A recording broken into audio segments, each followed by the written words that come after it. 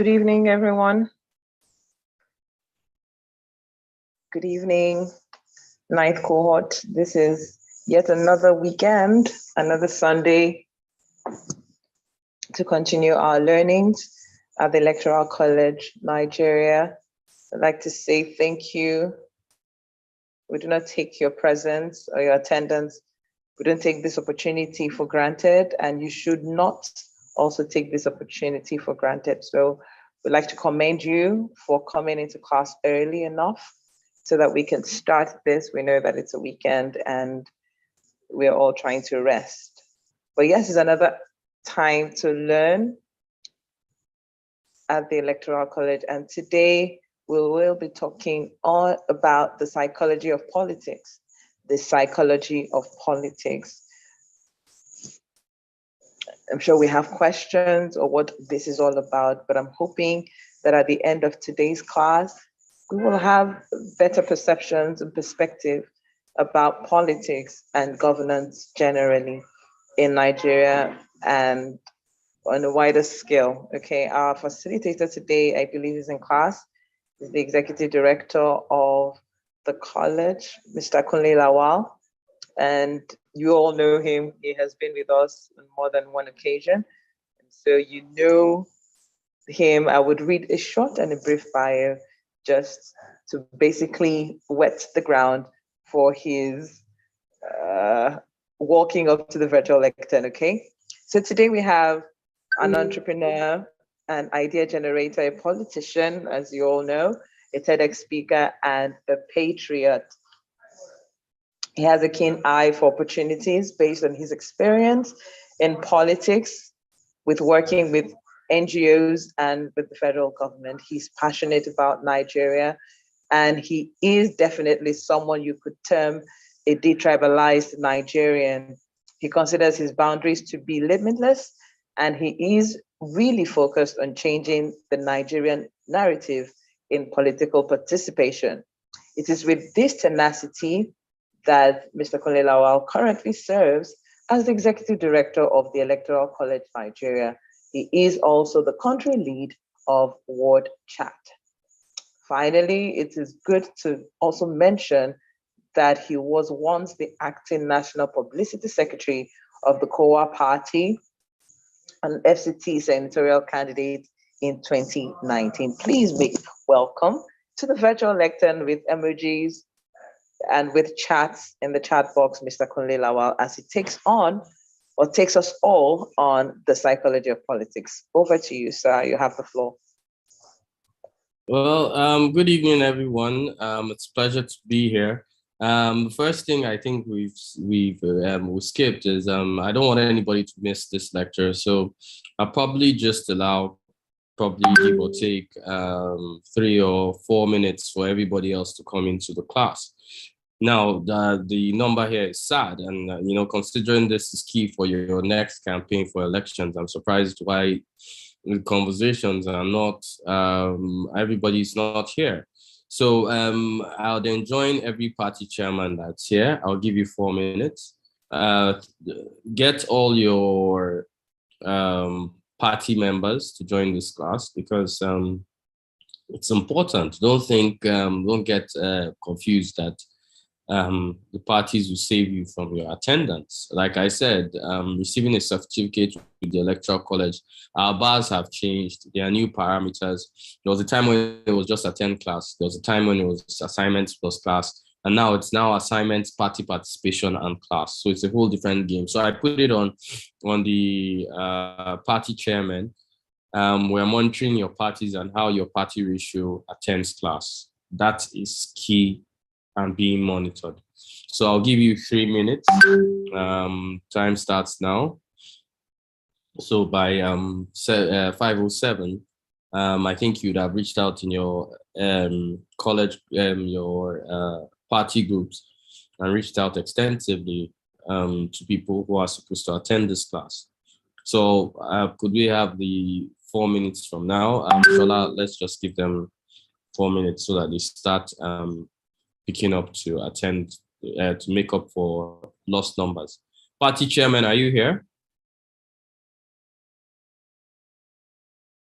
And party chairmen should note that their parties will receive bonuses from me, because we are moving into the game where politics is not negotiable or forgivable.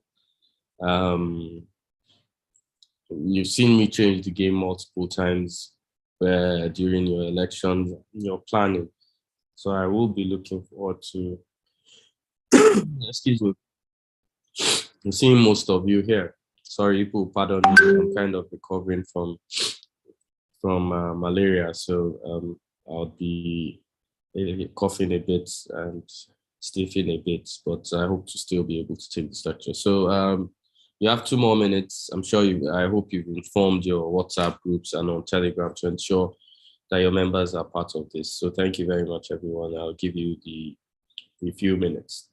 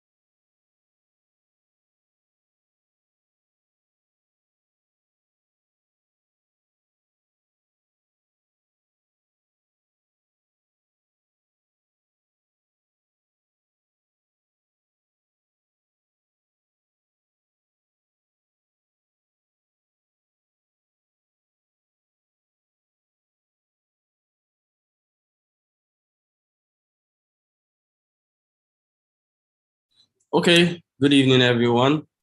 Our class right now starts at our class will begin right now. So welcome you all to the psychology of politics. Now, I know most people would like to say psychology of politics. And what's this ED talking about again? He's come again. Who told you there's any psychology to politics? Who told you there's any parameter to politics? I'll tell you the first thing. The reason why they tell you such things is so that you never get to understand what I will term they understand. So there's a psychology to politics. Every politician carries this. And it's not something that is taught in schools. It's something that you actually would carry and would learn if you're learning the ropes along the lines in politics. Well, like I've always said, one of the key things, the reason why we do this in the electoral college is to try and make the road shorter for people that want to ascribe into politics or the understanding generally. So there's a psychology to politics. It's a basic, simple principle. You see, I'm sure most of us believe in one thing or the other. So I'll try to use this as a simple concept. The greatest trick the devil ever pulled is that the devil does not exist. Now, to the plain eye, which is the average electorate, your assumption will be that, okay, since the devil doesn't exist and devil has failed, wrong. If you expand the potential or you expand the general thought process, what happens is when the devil doesn't exist, it means that you start to question the existence of a supreme being, God. When you start to question the existence of a supreme being and you believe the devil doesn't exist, it means you will, on the other side, life is a balance. God doesn't exist. And at the point you start to think God doesn't exist because you know the devil doesn't exist, the devil has won the game. That's what politics is. I noticed a lot of you during your assignments. I didn't see the kind of rallying that I was expecting to see. So I'll give an example. A party like NMPP, which had the most number of people, could lose an LGA election. Kind of picture like Nigeria. I believe SDP had the second highest number of people put together. They also didn't win the election. But PDP, what was made up, I think, approximately of about 17 people minus the admin. And I think 16 voted out of that 17 or 17, I think. So it's never the amount of people. Never ever look at it that way. And that's why anybody comes up with an Emilio Con or it's my turn, no offense to the APC presidential candidate, but it's never as we plan it. And that's what politics is. It's a basic psychology. There's nothing two people that have chosen to work together cannot achieve.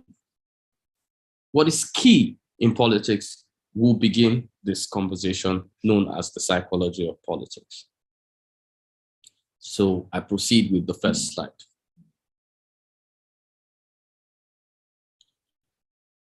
Politics is a game. Most will say, nah, it's not a game. It is. It's just a very high-stakes one. And the things that are available there are the economy, the position of a country, your general citizenry, and how you look forward to being part of a nation. It's a very high-stake game. Comes down to even how much groundnut oil is, and could even grow as funny as how many people would regularly ask you for an urgent 2K in a day. That's how important politics is to the entire system. The game entirely is made up of 4 cardinal points. One is influence. Now, most people would like to say, no, politics is made up of money. No, wrong. It's not made up of money. You see, I'll explain something. Most people will define, if I ask anybody to define power now in the chat box, everybody will define power as probably, the use of how power operates, someone that has effect, but what you don't understand is that the true definition of power is the exertion of influence.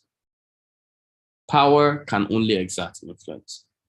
So in the game of politics, the most important thing first is influence. When you hear that name, what opens the door? I remember during the local government debates, everybody had a script. No problem, you guys did a good job. Everybody had a script. But you forgot that ED was the moderator. And ED is not the kind of guy you come and read a script to. I gave you a chance to fully express yourself. Nobody was expecting a book ratio campaign. What we were expecting was something out of the ordinary. Just, speak from the heart. And trust me, other party people will have voted for you. Nobody took that route. I think I saw it with I can't remember, AAC candidate, I believe. But apart from that, everybody else planned the script. They kind of just When I asked the question, they just tried to fit the answer to the question inside what they already planned to read and then read it out. I'll tell you why that happened. Your influence in the 9th cohort is poor. If LG people are taking their time to interact one-on-one with people within the cohort, they might have said it differently. They wouldn't have read a script. They would have understood what they needed to say. Influence is key in politics. It is very, very key. In short, at this point, I rated it 40% of the game. You don't have to believe me. You can try run an elections and find that out. It'll cost you a lot of money to find that out. But let's start with what we already have. The next will be money. There is nowhere in the world, no matter how we act, no matter how we try to shy away from it, no matter how white we want to behave, money is important in politics. The problem in Nigeria is where the money is coming from and where it actually goes to. So in regular democracies, what happens is that money raised for elections is used to feed people that are supporting your campaign when they come to the campaign office, feeds them, media are paid. Do you understand? Data is being paid for. Consultancies are held up and down. Someone like Kunle Lawal is hired to map out strategy, message strategy, etc., etc. I'm just using myself as an example. I didn't say I'm being hired. So, etc., etc. Money is being used, but in Nigeria, our money directly comes from one guy that wants a contract in the future, and then that money is used to balance stomach infrastructure so that we can take what we've given you back from national coffers. But whether you choose to accept it or you choose not to accept it, money is relatively important in politics. You cannot, and I've done this with a personal experience. I'll take you into while I was campaigning between 2016 and 2019. And I'll tell you, we always wanted people to give to our campaign. We're having droplets, 20K, 10K, money that people can use and buy pizza for a new chick they just met and, they'll forget. Those are the kind of money they were giving me. So we pulled up a program for school children in Abuja. And we did an expose, on, the child that could read the most, the child, just boosting educational skills. We invited children from public and private schools to compete. The whole event cost us about, I think at the time, 650K. Prizes cost us about 400K, making about I remember it was close to 1.1 total budget. But do you know that post that event, I started receiving campaign donations that were up to 500,000.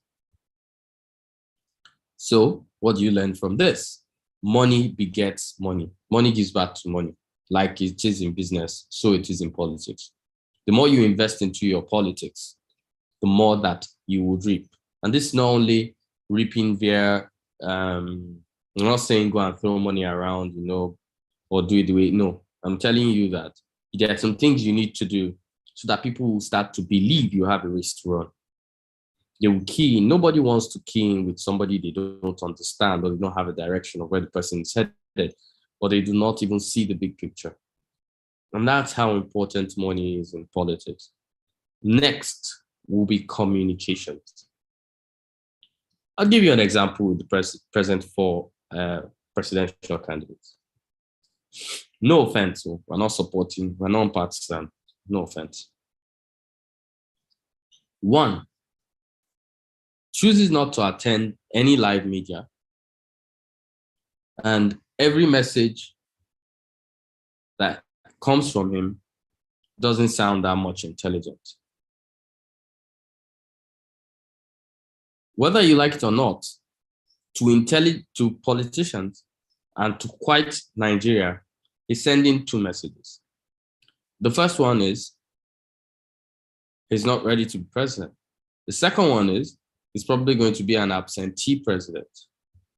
And I know with the incumbent president, we've done quite a lot of time with him going to hospital and coming back. He was away for quite a long time. I don't think Nigeria is ready for that. Nigeria is ready for someone that's coming to work. Now that's the APC. PDP, kind of absentee nature, just came back preceding campaigns. Done quite some work around. He's been visible, taking a few live interviews, even though we know they were not live as in direct, they were more of pre-recorded. Please, this is not to punch any candidates. I'm just trying to explain what communications is. The communication put out there has been spent so much time by the APC and the PDP. I spent so much time picking on a particular candidate. Now, this candidate will never have emerged if things went well in one of the two pre-parties I mentioned. Now, Labour Party. Candidates is out there. It's great. His people talk better than him. Facts he's given has been wrong. He's proved to be a presidential candidate that doesn't understand something as basic as climate change and its effect in Nigeria, which shows how much he really knows about the country. I blame his communication team for this. It's not been prepped properly. It's not every question you must answer. Politicians know how to deviate. So I can tell you, if you ask me a question and I don't even understand what it means, the first thing I'll say is, that's a delicate topic. But as we're moving into this, we must consider that security comes first before this. And then, we need to also consolidate an economy that, just dilly-dally around the whole matter. The next will be Kwankwaso, NNPP. Now, NNPP doesn't seem to have anything to say, I met a pilot I educated on a plane. I met some people I educated. I sponsored scholarships as doctors in the hospital. He's always meeting people. He doesn't have any other communication apart from that. No offense. So please, anybody that is here that is a staunch this thing, please, I'm just trying to measure how much communication is. Please, I already have enough heat. My name is Kule Lawal. Don't add to it. Then you go to SDP, young candidate, great guy. Uses numbers wrongly. He was trying to, at an event, he was trying to explain how his grandfather worked in the north and brought the northerners that way with his grandfather to his place, to his village, and they now have remained there. Now, the story was good till he started messing with numbers.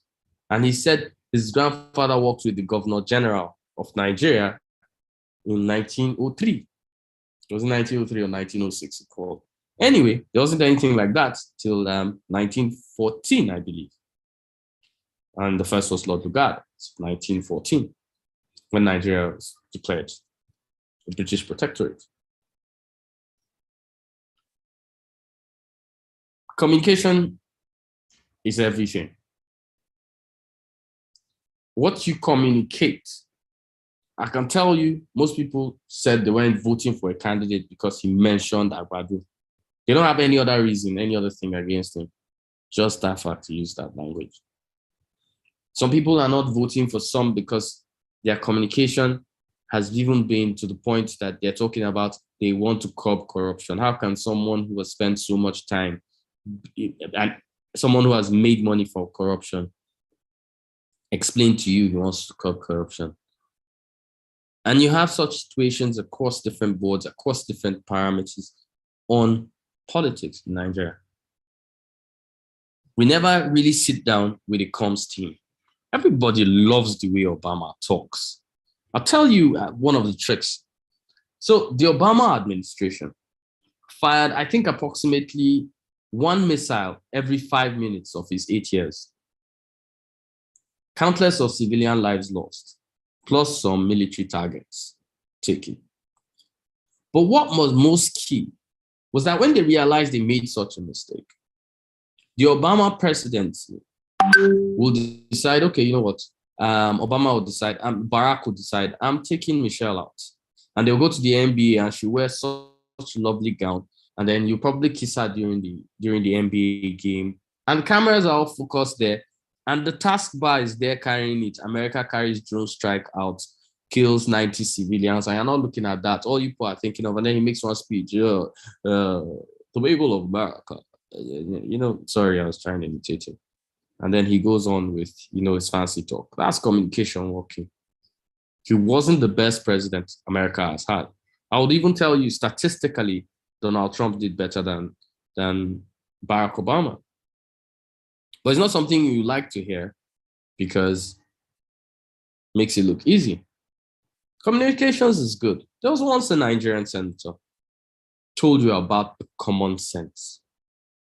Common sense to the people. And he spoke so much about common sense. And you can check his track records. Apart from bills co-sponsored, which I think were one or two, he didn't pass any personal bill. Not one. What he was supposed to be doing in the House, he was doing outside. Most people will say Ben Murray-Bruce would have been a better senator than Dino Melaye. Wrong. Dino Melaye passed the most bills in the 8th Senate. I think 9 or 10, can't remember exactly. Dino was more a senator than Ben Murray-Bruce times 10. Shocking revelation, but the truth of how strong communication is. Now, my favorite part, strategy. Now, I love strategy. Strategy is everything. Sometime preceding 2015, at the advent of new parties, a young consultant was hired, and he was asked that new parties were coming up, and it was dangerous for the existing, them now, dinosaurs. And he came up with a very simple idea. A vote for a small party is a waste of your vote. It played in 2015. It became stronger in 2019, and is playing in 2023. Up to the extent, it seems the only thing the PDP can say is a vote for another party apart from them is a vote for APC. It's sold to you. They would even tell you that a vote for a smaller party that isn't them, it's a waste of your vote. It's a waste of your vote, Adu. Okay, now. Who is at polling units with ballot boxes? Big party. Who is vote buying? Big party. If it were actually a waste of your votes, would that be true? But the strategy to make you think otherwise. Politics messes with your brains in ways you don't even want to imagine. They're simple liners, simple thought processes that have been put into your head to allow you think the way you think. Excuse me. To make you think the way you think.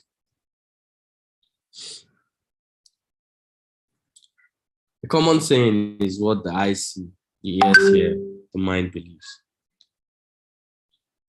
If I tell you a lie long enough, you start to think it's the truth. And this should lead us to the next slide, which we're going to move into. Now, these are the myths of politics. We all know what myths are. The way we think that, what was that illness then? I can't remember that. Ebola, I think, that all our mothers were sending WhatsApp that if you bath with salt water, hot water and salt, like a lot of salt, I think, I don't remember much of it, you'll be cured of Ebola or Ebola won't catch you. Well, those are myths, not necessarily true. So I welcome you to the myths of politics. Now, the first will be politics is for a few. Now, that is the lie. That is the lie told to ensure that a lot of you do not participate. A lot of you, which should have been at local government level. I can even tell you, have you noticed something? that whenever somebody young comes out to run for office, they never start. I'm not saying start at the grassroots. I didn't start there, but start where your strength matters. You could have a master's and be a local government chairman. You sit on more money or more finance than a what they call it, a House of Rep does in a year. Yes. But because we're Nigerians and we're title crazy, anyway, all of them are honorable, from local government, from councillor to House of Rep. Only senators get the distinguished name. But we get so drunk on titles. Anyway, we think politics is for a few. Now that's a myth, and that's totally not true. I've read between your chats, and I've seen how you people have conducted yourselves within the party. And I've seen people say, man, this politics thing, I'm liking it. I'll tell you, politics is sweet. There is no better game. Hustle for power, it is great. You just need to know how to control it and tame it. Because if it burns you, trust me, you'll be burnt. You might end up a retired politician like Edie. No offense. Anybody that has in this class will face it. So you could end up a retired Jagaban like Edie. Politics is not for a few. It's for everyone. Have you decided what could edge you against the rest? I'll tell you something. So sometime in the 80s, our parents were the brilliant ones. They took jobs at Peugeot, Nestle, universities. Some of them went abroad, got better, came back, worked for top multinationals. And the for lack of a better word, the dollars in their set, they didn't have any other opportunity. Okay, these guys are doing this. So maybe we just enter this politics thing. Maybe we hustle them. Anyhow, this is our only chance. And they muscled out our parents, the intelligent ones, out of the political game. And it has remained so. And as we're going to find out, some people that were SUG in our schools have started to muscle us, the intelligent ones, out. No, they haven't muscled me. I think I've done better than anybody that was in SUG in my school, by far. Don't worry, I have an award to show for it. I'm not that retired. But that's off the top. I'm joking, please. Before you go and get a people start slapping. You don't have to muscle out. You can face these things and plot. They're not better than you. They just have created a fear factor in your head, which makes you think that politics is for a few. Politics is for everybody. I always say this, that if you do not engage politics, politics will engage you. If you like Japa, sure you are sending money back to your parents here. The bad politics in Nigeria, dollar is now 7.19. Is that good enough for you? Your parents will continue to want more. If things get better, they want less. Politicians know the game. I'll tell you, the average politician doesn't know anything. Even the so-called strategists, he underestimated the amount of non-Christians we have. But let's not get into that. A lot of people have made mistakes. The great Atiku that has been in politics long skipped picking Wike for vice president, even though Wike rejected it. And right now he's dealing with a ball game. He has to fire your chair. Are you the chairman? Politicians don't know the game. They just predict outcomes. And as things happen, they evolve and they change. And that's what happens with anybody that is into a game particularly. People also believe, I just wanted to go the other way. Political parties have no ideology. That is not true. Which is why I love the fact that you guys have been separated into parties, and I've seen you guys in parties. I'm sure if I ask NNPP now, they know the ideology of NNPP. If I ask SDP now, they know the ideology of SDP. If I ask PDP now, they know the ideology of PDP. I've seen you guys argue and debate. Is this party communist? Is it? Sorry, see me saying communist. I apologize for that. Is this party capitalist? Is this party socialist? Is it a bridge of both? I've seen you guys argue such topics, and this is from the constitutions which exist. So now, preceding electoral college, can you boldly, clearly say political parties have no ideology? Don't worry, I don't blame you. I blame those influencers that have TV time that talk nonsense. Yes, I said it. Offense to a lot of people that are big boys, but that's the truth. Politicians are special. I don't know what's special about us. Okay, I remember I'm a retired one, so okay, when I was not retired, I can't remember anything that was special about me. Okay, a few things were special about me, but there's nothing special to politicians. You can acquire, and as you've seen within the, what they call it, within the electoral college, I've seen some of you aspire for office. I've seen you guys show that there's something that could be part of you. There's something that you could, of course, move with, and there's something that generally you could be. And it has not changed you. So politicians are special, really. We're just human beings that do things differently. We're in the game of power. As long as you're interested in power, I'm sure we'll be on your radar. Another myth is that the electorate are smart. Seeing the kind of people we voted for and the kind of people, and it's not how educated they are. I don't even like that word educated. I like to use the word learned.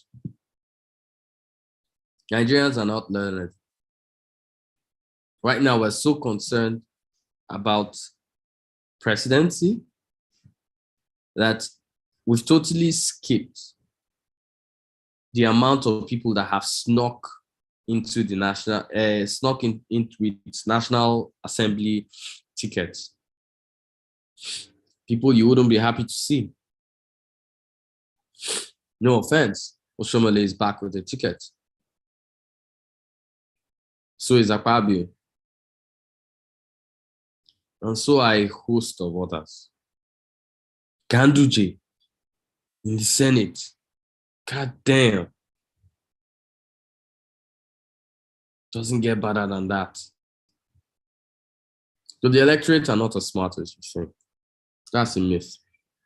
If not, we wouldn't be voting or making the mistakes we kept making, or voting people under the belief of structure. What really is structure? I once defined structure at an event in politics in Nigeria to only mean money. Structure doesn't mean anything. And if you doubt what I'm saying, note this. The same names that will come up if they allow 10,000 delegates for APC. 30% of them will come up if it was a PDP convention. If it was an SDP convention, 20% will appear, and so on and so forth across parties. Another common problem is that the Constitution is the problem.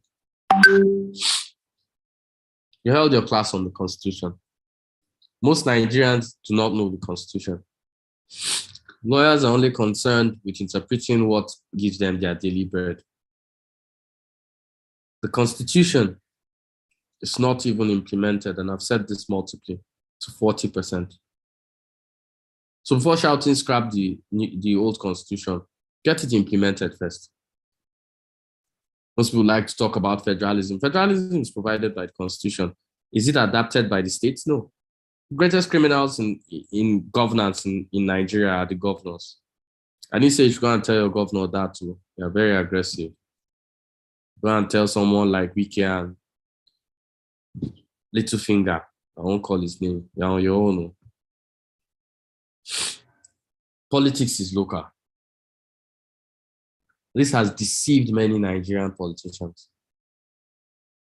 Politics is local does not, when it was coined, does not mean that politics you need. It means the electorate must have access to the person running for office. That's what politics is local, be it at whatever level, in the rural area, in the semi-rural area, and in the urban areas. That's what politics is local simply means. But if you tell a Nigerian politics is local, you go back to his village and go and see herbalist that wants to tell him to go and bath in the market. Well, the person that took his bath in one southwestern state is now the head of, in a market, is now the speaker of the house in whatever southwestern state that is. Nigeria will heal you. Now, there's a common belief also, which is a myth, that politics and governance are the same. I've defined politics and governance so much that it will hurt me if I have to discuss this particular line here. Grassroots are the problem. We all know that that's totally not true. And that has only been an assumption so that the middle class that decides on election day to camp their girlfriends or their hookups, whatever language we use these days, middle class that decides to argue Arsenal or watch the voting patterns on Arise TV. Middle class that has never accounted for more than 30% of its entire voting or its entire voting population in urban areas. The middle class that realizes the election and it's time to go to the US and chill so that in case Nigeria bombs will be around. Middle class and elite. No wonder they'll tell you grassroots are the problem. I'd like to proceed to the next slide, which are the realities. So now these are the realities of politics in Nigeria. The truth, I'll start with the middle class again. The middle class circumvents democracy. Have you seen a big politician going into a village and giving them stomach infrastructure? Who does it now? It's Kunle now and you. We're paid to give money to this system. And it's us that tells the big politicians that they need money so that we can cut out our own school fees and then whatever. That's what we do. And then in the end, that's what we get. So all this happens. You say the middle class circumvents democracy. Yes, it does. The middle class are the ones that are hired to write the constitution of political parties. And they're still the ones that will come out and tell you, the same lawyers tell you, political parties have no constitution or ideology. If that is not being totally hypocritical, then tell me what is. The problem in politics in Nigeria has always been the kind of people that are playing the game, never the political parties. Political parties are an institution. Each political party has its rules, regulations, constitution, and ideology. The crooks that have broken into the game have caused it to be a problem. And not exactly are the political parties the problem. So APC is not a problem, PDP is not a problem. PDP is not a problem, APC is not a problem. Sorry, I think they just brought light, so I would have to switch from Jen. Give me a second.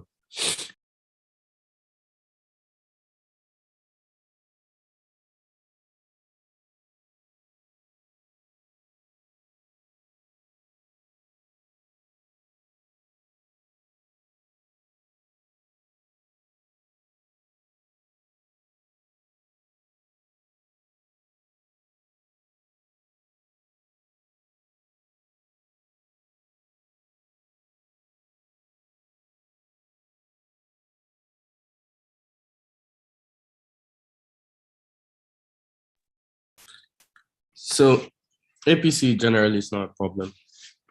PDP is not the problem. It's the players in APC and PDP that are the problem.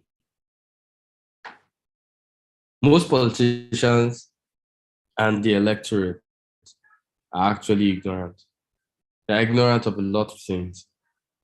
How politics should be run, the constitution.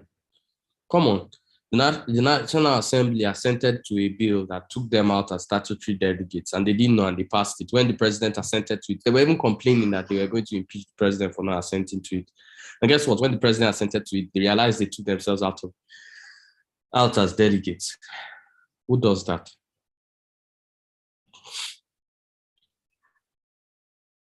I can tell you that the average politician does not know his job. That means over 50% of them do not know what their job jurisdiction is. What's most shocking is that over 70% of the electorate do not know the jobs of different levels of government. And that is the problem. I don't need to emphasize how the local government has been kidnapped by the state. I think we're very clear about that. Accountability is also not holistic and not to government alone. Most of us have decided not to care about being accountable in our own personal life. How is government going to be accountable to you? We work in government offices. We drive. We also do not pick. We also do not. How do I put it? Go to driving school, or we get our driver's license. We do everything against the run of play of the way a country is supposed to be. Yet we want America. Politics isn't governance. I cannot overflog this issue. Because once we get into governance, we'll find ourselves playing politics. It's shocking. No offense, but the incumbent party has one of his campaign spokesmen as a serving minister. Within the Electoral Act, I think 95 subsection 1, it states that the state or its apparatus, I can't remember how it goes exactly, but cannot be used in politics. It gives an unfair and undue advantage. But because we don't know, it's okay. And they know that you don't know. Mark that. The National Assembly and the State House Assembly, which are supposed to be legislative powerhouses, are asleep. I'll give you an example. I was at the program Lagos Talks. I was held by Lagos Talks Town Hall meeting. I was held by Lagos Talks Radio of Lagos. We had a sitting State House of Assembly member, a local government chairman, a TIOSA, State House of Assembly at TIOSA. And we're in conversation and people were asking questions. And people were all saying, the State House of Assembly picks my call. It's not there to pick your call. And I was surprised. I said that nobody has mentioned any bill he's pushing forward. And the bill the guy had the audacity to discuss was making Fela Day a holiday. He's someone who has served 8 years, 2 terms. He's still thinking of making Fela Day a celebration. That's all he had to offer. This is the State House of Assembly of one of the most intelligent constituencies in Nigeria entirely. Cost of governance is high. I don't think we can tell you this, but if I want to show you a broad perspective, Nigeria has more than 1,500 ministries, departments, and agencies. If we are to calculate conference bags alone for 1,500, you know where we are. But let me give a bigger idea. The average Prado is 100 million naira. There are 1,500 departments and agencies. These cars must be changed 3 or 4 years, or sometimes every 2 years, depending on how much they sack the person on top. Let me show you a gross ratio of how much we spend on governance. Another reality is that it's not parties that win election. It's tenacity to follow an idea, to stand behind the system and to keep at it. That's what wins elections, and not what we consider wins elections. Our problem in Africa or in Nigeria has been our inability to continue doing what is necessary to win an election. So in conclusion, countries are defined by territorial boundaries Nations are unified by ideology. What is missing in Nigeria? That is the pose I'll leave you with. Thank you very much, Electoral College.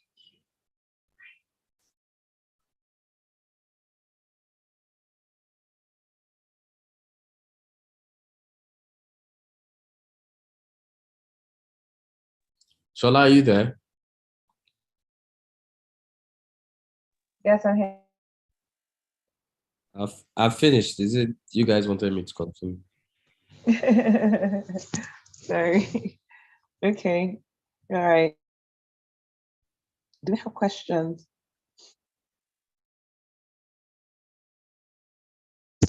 Okay.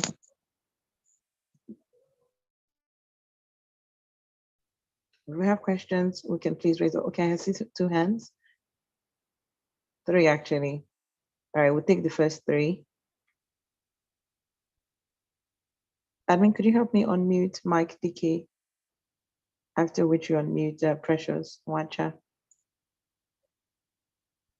Okay, the questions keep coming. So we take the first three, then the next three. Okay, wait, so who's first? Mike DK, Okay. PhD. Okay. I've set to unmute.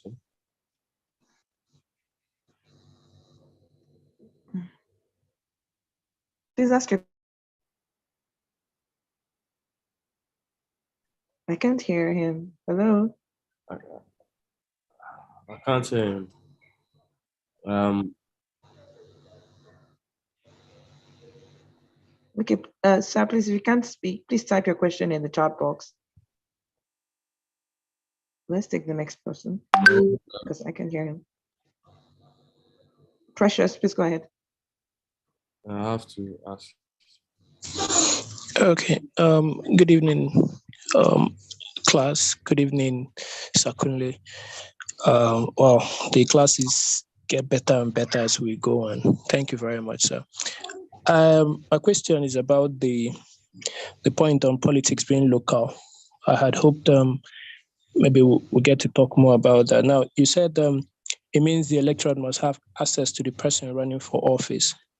Okay, not exactly maybe having to go to meet. So now, part of the understanding, some of us have had in interactions with politics also is the fact that that might also mean that you must be accepted by certain power factors and power groupings in your local area, regardless of maybe what you've done and how fit you might be for office.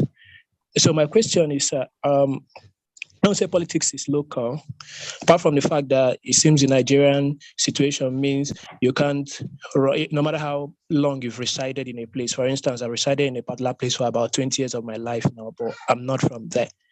So no matter how much I participate, which I've been, I might not really be able to run for office there, even no matter what the constitution says. So my question is, to what extent does this translate for someone, for instance, whose own ideology and all doesn't quite suit to what obtains in a local area amongst the power groupings, not the electorate alone? Now, how does it? How do you circumvent that? Present yourself well to the electorate, and still go on with your political aims. I don't know if my question is not too ambiguous, but. Well, thank you very much. I'd like to say, okay, if the class will permit me, can I use myself as an example? So I'm preceding 2019.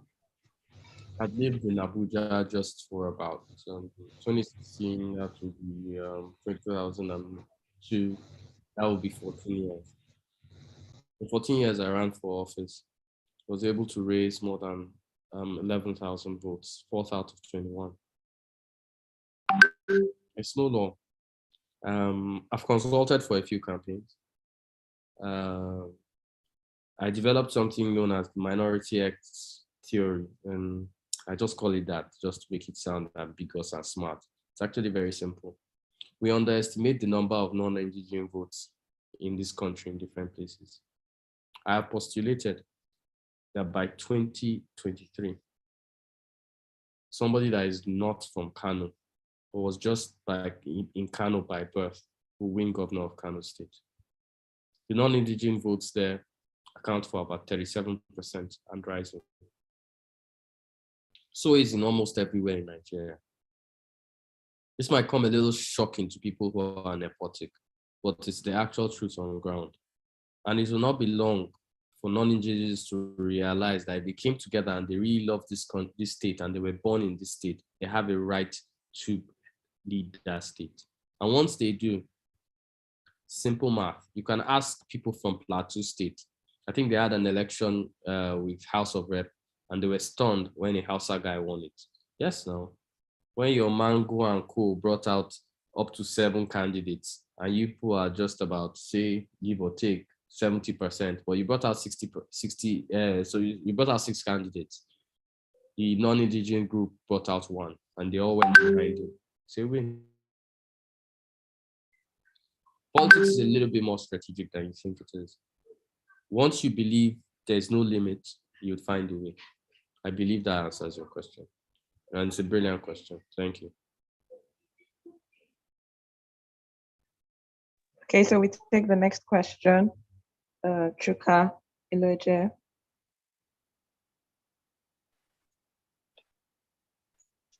Thank you for this opportunity. This is a very interesting topic, Executive Director. My question is more, I looked at the chart that you put out there, the game, and I'm more concerned about the money, election funding as well. There is this thing that goes around in Nigeria. I do not know how true is it, that more than 60% of election money in Nigeria comes from the diaspora. I do not know how true that this is. I've heard a lot of influencers make that assertion on TV, radio, and on social media. So I'm asking, as someone that has also been in the system for a while and has also run for office, how true is it that more than 60% of election money in Nigeria comes from the diaspora?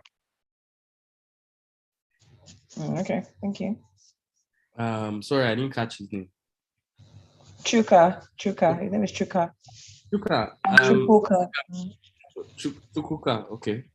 Chukuka. First thing I'm going to ask you is, do you know where Nigeria gets most of its revenue from, more than oil?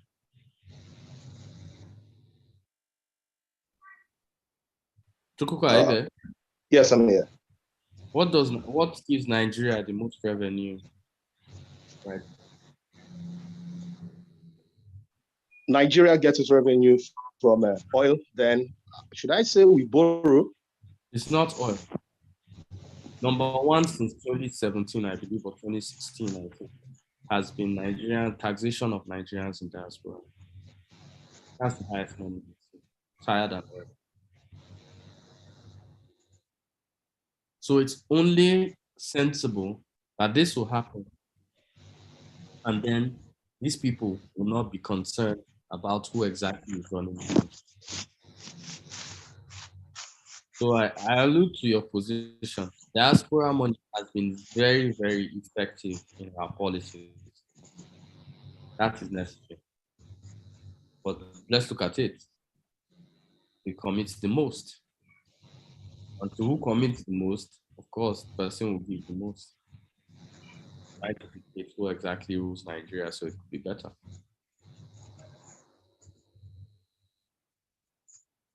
Do you understand it? Chukuka, are you there?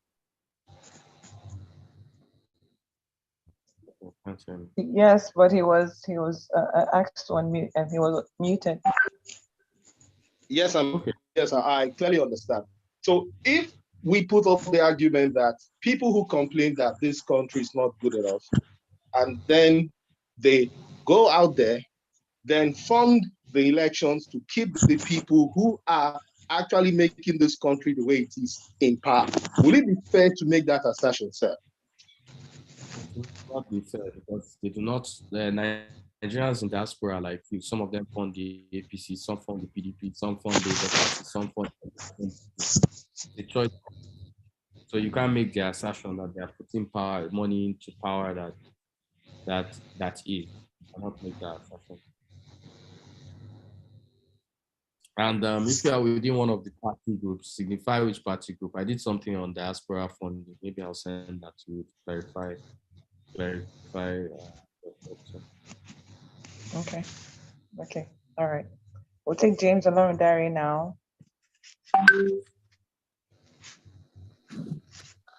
Good evening, ED. Thank you very much for that insightful class. I really enjoyed it. Can you hear me, sir? Yes, I can hear you. Thank you very much. Okay. There was an aspect of the class where you talked about the problem not being a political party, neither is it our constitution. And what I just want to, should I ask, or my question is, okay, for those who have been around long enough during the Babangida military regime, we quite understand that some of the issues the retired general tried to solve is this people or persons problem, the way he was, in quotes, his Maradona way, putting laws, if you are above 50, if you are in the military before, if you are this, if you are that, trying to set some stringent rules that would prevent some set of people who he feels or his government felt were the bad eggs from participating in the electoral process, which is the same thing you address. The problem isn't the party, isn't the constitution, it is the people. So you have participated, you've run for office before. What outside, I understand, fine, one of the functions of electoral college is obviously to educate, inform, and prepare people. But what other way can we have some drastic, should I say, low-hanging fruits to solving this problem of people? In the short time, what other way can we really work to address this problem? Because just as you said, it's not the constitution, it's not the party, it's actually the people that are the problem. So what other way can we, in the short term, can we address this people problem in having right people? Because if we are to be truthful to ourselves, we will understand that vast majority of Nigerians are either profiting from the corruption or the bad state of things. So what other way can we address these issues in the short run? I believe everybody is saying, okay, 30 years, 40 years, with programs like this, okay, things will evolve and the likes. What other way in the short term can we address this problem? Thank you, sir. Thank you. So I wished ED was as smart as you claim it to be, but I'll attempt to answer the question. We spent 60 years destroying a nation. You want to repair it in 5 minutes? Short fix. There's no short fix with Nigeria. By trajectory, I and a few sat down together and we tried to look at the damages that have gone over from 2015 till now. And this was a studious research on what has gone on from 2015 till now. And our calculation to just repair to where we were in 2015 might take 9 years. 9 or 11 years. 11 years will be quite even fast response. 9 years with emergency quick fixes, which will hurt citizens of this country. But 9 years. Imagine if we had to take ourselves back to 1 naira equals 1 pound. Wow, that will really take a long time. So with changing mindsets and redirecting Nigerians and giving them something else to think about, it's not a short run race. As much as I wished it was, it isn't. And many interventions have said so. So we'll come up with, Nigeria has had polio interventions or funny interventions, other health interventions for how many years, still exist till now. So you need to ask yourself the real questions. I'm seeing some people asking me, we wanted a bit more depth of politics being local as a myth. Sometimes I just explain things to a parameter because I feel that we have taught you to be able to think wider. Yeah, if you want me to explain later so that I don't spend so much time on one thing, I will, you can reach out to me. Most of you, if you are within the parties, you have access to my number and you can talk to me directly. I'll explain that. Shola, can we go with the next person? Okay. Omar Salman, please try as much as possible to get your location to be quiet. You can unmute yourself now. My name is Omar Salman. Thank you so much, Director, for the very good presentation. Regarding the issue of constitution and the election, you asserted that some electoral law. Sorry, I can't hear you. I really can't hear you. It's really bad. I really can't hear you, Omar Salman. Yes, please can you type it in the chat box because we really can't hear you. There's a lot of bad feedback from your end. I'll drop it in the chat. All right, that's great. Okay, let's try Mike DK if you can speak now.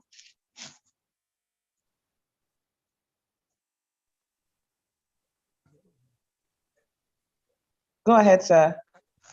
Can you hear me? Yes, You but sound please very, speak a bit very- louder. Hello, good evening, everybody. I hope you can hear me now. Yes, Yes, can please. hear you. Oh, okay. Well, I have about one or two questions. And one, you said the political party as an institution is not a problem, but it is the people that's the problem. But I of the belief that there is no political party without the people. It is a group of persons that come together with common ideology and interests that we form a political party. And I'm taking my time to go through all the political parties in my research from 1992 to date.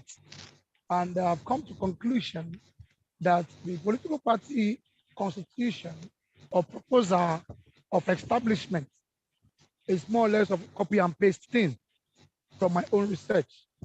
Now that we say we are having the people, like the right person asked, how do we correct the impression? But I want to say, there was no APC in 2013.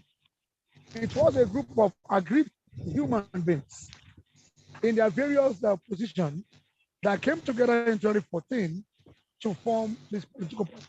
So which means, again, without the people, there is no political party. So I don't understand that ideology. I don't understand that statement. If we say a political party is not a problem, that it's the people. But it is the same people that is forming the political party that may likely move from one place to another. So my question is, what can we do as a person? Or what can we do to be able to correct these anomalies that we are seeing in our community? That's one. Thank Then two, please, could I ask? I don't want to forget your first question. okay. Could I answer it then? Sir, Okay. what that statement simply means, I get what you're saying about people at the party. I get that. What the simple statement means, sir, if you held yourself to the APC constitution, there are things you will not do. That's why I said the party is not the problem. And yes, if you go through constitutions that have been submitted, INEC has a parameter to which constitutions must look like. So almost every constitution of a political party looks alike in Nigeria. But I'm saying, if you with good character and someone that is well-standing decided to operate within the APC or PDP constitution, will you turn out the kind of government that we have now? I'm asking you a question, sir.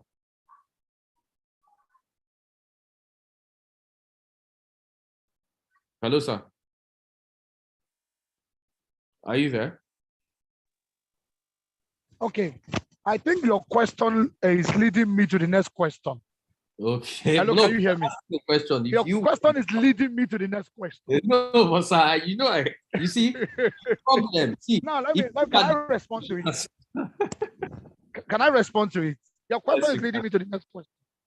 And that next question is the conclusion of my research. And that conclusion of my research is the problem of the country, of the country called Nigeria, to me, is 30% leadership and 70% followership. That is the citizens. And I have a whole lot of stories to back this statement up.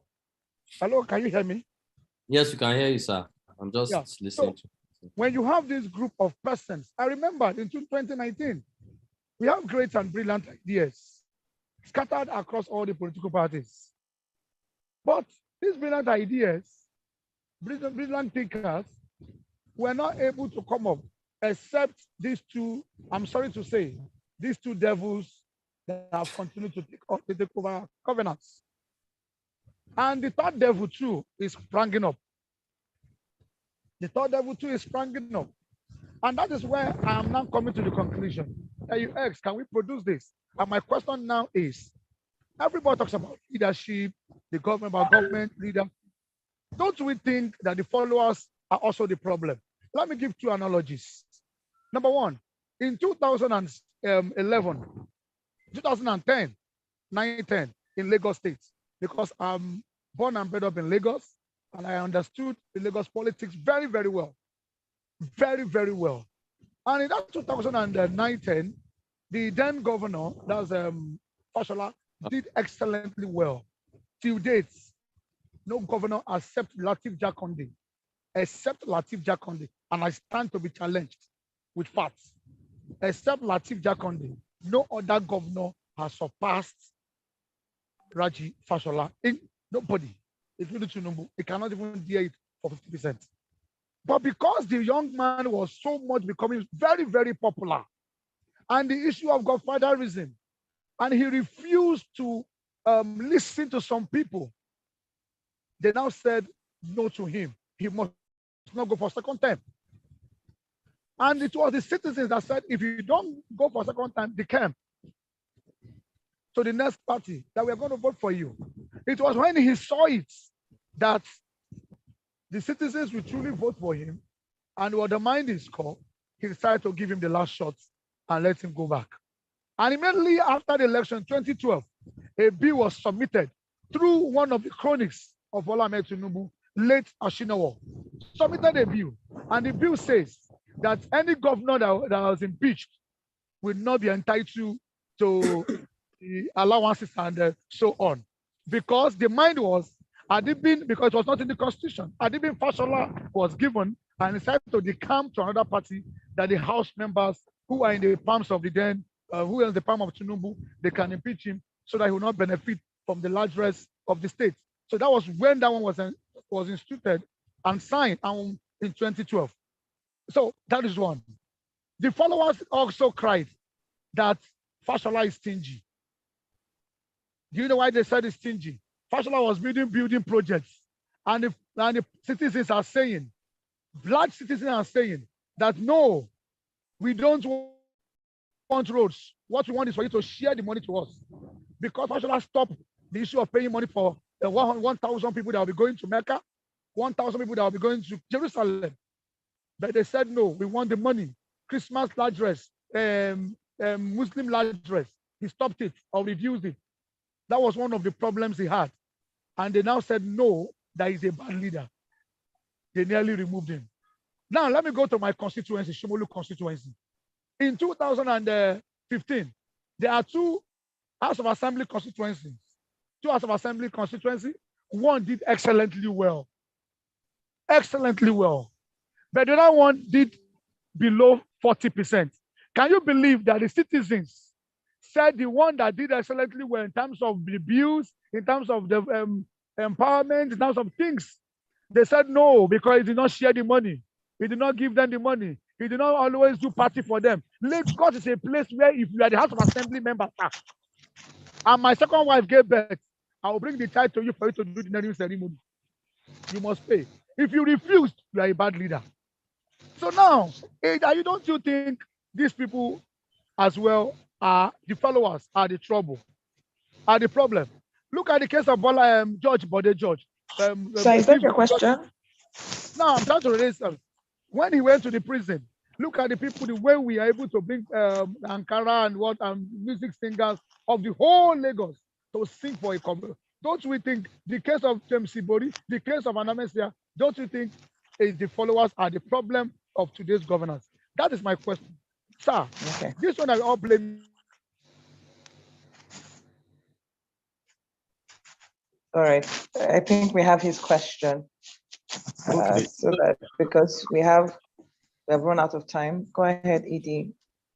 I've always reported and I've always clearly stated, and if anyone has been in my class earlier, you know that I blame the we cannot produce leaders that are not like us. The more Nigerians we have are politically literate and are self-conscious and self-serving to a nation, then we can produce the right leaders. Till then, we're just going to produce our types. I've held the electorate liable. I've held those in office liable. And I'll add this part. The reason I'm not invited to many events, the reason I am not involved in more things that I'm supposed to be involved in, is because clearly it's known about me that I'm not aggressive. I will hate I will bring everybody's fault to the table. I'm sure the US embassy sees that, and so are a lot of other people. I don't care who is because for me, it's more about the country.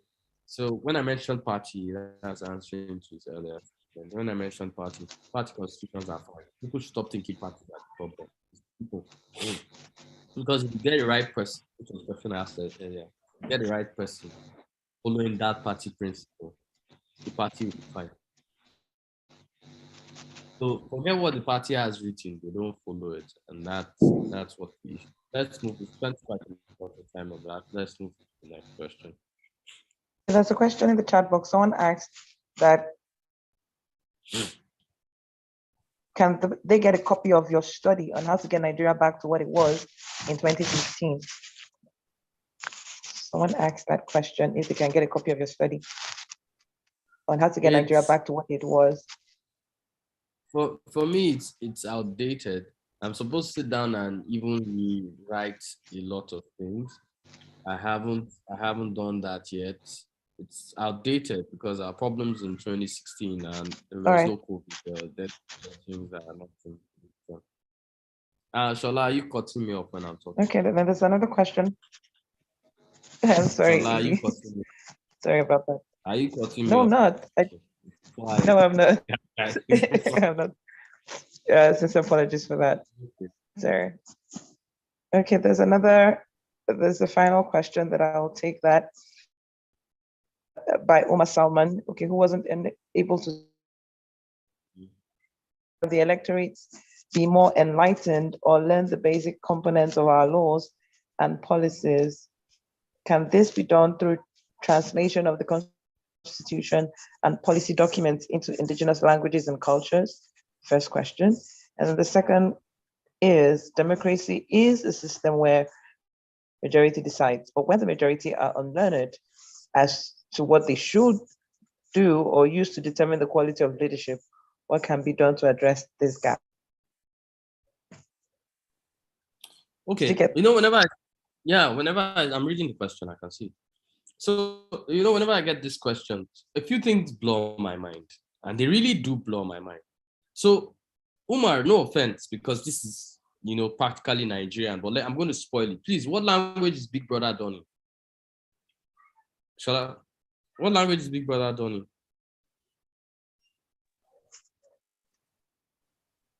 Shola, are you there? We have English.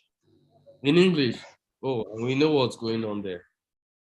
Okay, somebody like Macaroni and Sabinus, what language is they do their comedies and skits in?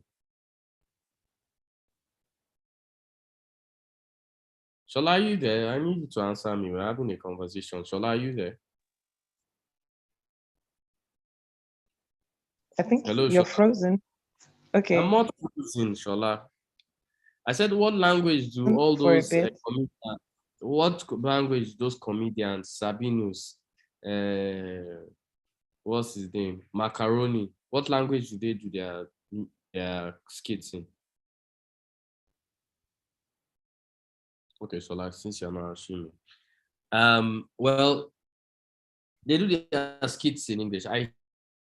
Not that I hate, but I really dislike questions when they say we have to translate to one culture. We don't have to translate. Nigerians are lazy. That's the problem. We don't care about what really matters. 50% of the country knows what's going on in Big Brother. 50% of the country knows every popular skit maker and whatever. 50% of the country know the jokes and whatever that are relevant. Are ringing at a point in time. 50% of Nigeria know what Ulojoche did to his wife. Then you come and tell me we should change the constitution tonight to Hausa. I don't agree. Let's first see a drive for people. I assure you that if there's a drive for people to really study the constitution, I will be on the forefront of changing that constitution. But till then, no. Nigerians are comfortable in their ignorance, and it cannot continue to sell or having such questions that maybe if change it to Yoruba. When you want to jackpot, they ask you to go and speak Yoruba in US, but you know how to go there. I don't like handling. Sorry, no offense, Umar. I just don't like hearing things like that. So secondly, democracy is a system where the majority are unlearned. I'm sorry, we will have what we have right now. Until they start to learn and think, I cannot say what will happen. What can be done in the quality of leadership? Well, I'm putting in my own effect. A lot of people are putting in theirs. I cannot say what will be done, but everybody is trying their best. Everybody is trying to get to what needs to be done. Everybody is putting in exactly what needs to be driven, and more done within this gap. We are taking it to secondary schools. We are taking it to primary schools. We're just trying. I cannot say more than what will be done. Thank you. Okay, the final question I see in the chat box says, Adeshola, I'm angry with you. I was trying to have a conversation. what best disruption can be introduced? Adeshola. Okay. Yes, please. I said I'll have a conversation with you. You were changing, you were going off and on. My network, I think my network is a bit affected. I'm so sorry. Okay, no problem. Go ahead. Go ahead now. I'm not angry. I'm just being Shola. It's normal. As long as Liverpool is not, as long as Liverpool is top of the EPL league, I can bully Shola. Yeah, I see what you said. Okay, so the next question, tackle the godfatherism, stomach infrastructure, money politics, and political streamlight in politics.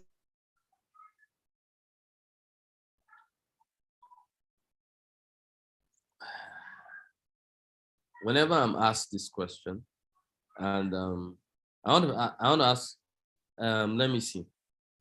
I think I can set this for everybody who asked this question. Ola Tokumbo, right? Let me see whether I can find him and unmute him. Ola Tokumbo, right?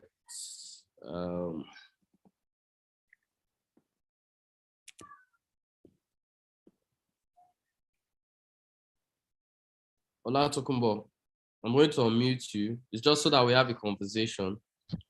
Yeah, good evening, Edie. How are you? Good evening, Ola Tokumbo. How's everything? We're pushing it. Thank you. It's been a very good engagement tonight. Oh, thank you very much. Well, I think it's because I'm all feeling fine. But anyway, thank you very much. I like your question. So it's best disruption introduced to tackle godfatherism, stomach infrastructure, money politics, political structure. I'd ask you a question. If you're going to go into any race and you're trying to do something out of the ordinary, you know, there was the last point I put, tenacity is key, and that's the reality in politics. So what most of you don't know is that the day I declared to run for office, my son was about 2 months. He was a preemie baby, so we spent a lot. He spent on 2 weeks on oxygen. Anybody that knows anything medically will tell you that oxygen is about 7K an hour. And I don't want to do this, but there's a reason why. And then I had like 80,000 in my account when I declared I was running for office in 2016. Preceding the end of the campaign, my campaign spent over 39.5 million. I pulled quite a lot of work. I pulled quite a lot of things. You choose the devil that haunts you. That's Tokumbo. I need to explain. Yeah, I'm listening. Yeah. You choose the devil that haunts you. So if you wake up and you say they are godfathers in politics, I'm not going to enter politics. There would not have been a Kunle Lawal here teaching. If I thought that, there would not have been a Kunle Lawal here teaching electoral college. There would not have even been an electoral college if I thought all these things. If I thought stomach infrastructure, if I thought political infrastructure, I would not be. I have an award which I cherish so much, and that's being about among the 100 most influential Nigerians and influential African people of Black descent. You get most influential, top 100 most influential of Black descent. And I got that in the year 2021. No, sorry, 2021. Can't remember. I think 2019 or 2020 or 2021. I can't remember. And that award means a lot to me, and I'll tell you why it means a lot to me. I'm a small boy raised in a small town called Zaria. I was born within a university setting, which is why I understand Mike Dike's position. When I saw Mike Dike, a PhD, I was like, my mom and co have come. I was born to 2 lecturers. It's normal. I'm a normal guy. It's nothing spectacular to me. But I don't see limits. I don't see fences. I believe the greatest change can be. Do you know the only time you can change something? I've never wanted to Japan. I'll tell you why. They already have a perfect society. What are you going to go and change here? There's so many problems here that you could become a great man at solving almost anything. So as long as you look at this is going to dissuade you. We're not saying you win the first time, but imagine if they were, I'm not that good, but imagine if there were 40 Kunle Lawals. Nigeria won't be where it is right now. In Tokumbo, I wish I could explain more about it. It's just that I think I get you. Tenacity, streamlined to making sure status quos are challenged. I think that's the way forward. That's the disruption everybody needs to, bring to the game. Yes, we need to standing up to the status quo. Stand up to the status quo, because if you don't, so I'll give you an example. Peter Obi now, if you say he refused to give money to the delegates in PDP, if he remained there and say, okay, I tried, would it be him doing, they know they give shishi now, pulling crowds up and down? That's all. So if you do not challenge the status quo, how do you know what's going to happen? Besides, what do you have to lose? The worst thing is, everybody. You didn't win the election. You come back the next. So for me, it was even a more interesting thing, because I remember when BBC interviewed me post my election, and I remember I was asked something and they thought I was arrogant answering it, and they're like, "Kunle, after losing an election," and I said, "No, correct that. After Abuja lost the senator." He said, "But you lost the election." I said, "No, Abuja lost the senator." Okay, why? And I said, "I choose to see it that way, because if I were there, they would have had a senator they had access to." Excuse me, I proposed 49 bills while running for, thank you. I proposed 49 bills while running for office in one campaign year. That's higher than any African legislator in history. I know what I could have done. But if they didn't make that choice, I cannot hold myself liable to the choices they made. It was their loss, not my loss. If you choose to see it like that, mindset, you change the entire game. And everything I've done post that has been massive history. So, for me, I think that's the disruption. Bottom line, challenge the status quo. Make sure you have the positive mindset about it. All right. I'm fully aligned. Thank you very much. Thank you. Thank you very much. Thank you very much. Okay. All right. Can you hear me now? Yes, I I think. All right. So I'm sorry about the network glitches earlier. All right. It's been a fantastic conversation. What did you say now? When it comes to Liverpool, your network will come back. Will come back. Edie. Okay. All right. Any further questions? It has been an interesting discussion so far on the psychology of politics. I think we've had a great time listening and answering questions. Thank you, everyone. HOP, over to you. Do you have a word for us? Our head of Tracy, Lisa Wumi. Hello, ma'am. I'm handing over the virtual lectern to you, just in case you have a couple of announcements for the students. Hi, Shola. Hello, Hi, Edie. ma'am. Sorry, I lost host function when my network threw me out. Yeah, it's been an awesome class as usual. Edie always over delivers now. So thank you, Edie. Keep learning. We keep learning each class. Drop urgent 2K, I beg. What is it? And Edie has not been too strong. I know he wouldn't want me to say this, but it's been a bit under the weather, but he still made out time, to be here and to deliver a fantastic lecture. Thank you for the sacrifice, and we wish you quick recovery. Urgent.